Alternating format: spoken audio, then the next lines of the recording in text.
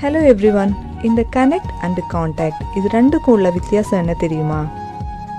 நம்ம ஃபோனில் 1000 காண்டாக்டுக்கு மேலே இருக்கலாம்.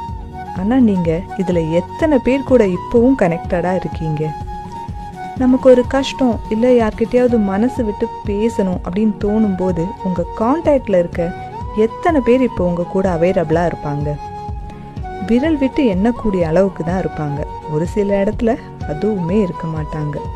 நம்ம வாழ்க்கையில் நம்ம வேகமாக ஓடிக்கிட்டு இருக்கிறதுனால நம்ம கூட கனெக்டடாக இருந்த நிறைய பேர் இப்போ நம்ம காண்டாக்டாக மாறி இருப்பாங்க. எல்லாரும் நம்ம கூட இருக்காங்க அப்படிங்கிற ஃபீல் எப்போவுமே நமக்கு இருக்கு. ஆனால் ப்ராக்டிக்கலாக பார்த்தா நமக்கு நாம மட்டும்தான் இருக்கோம்.